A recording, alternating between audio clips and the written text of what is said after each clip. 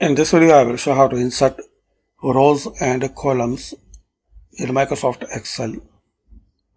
So, if you need a row here in series 1 and series 2 or anyway, so just right click here and insert column.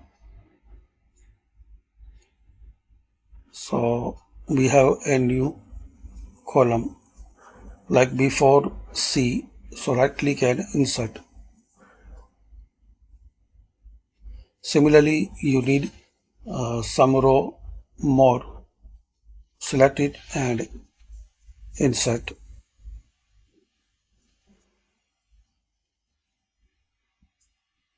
So this way you can insert the row and column in Microsoft Excel. Thanks for watching.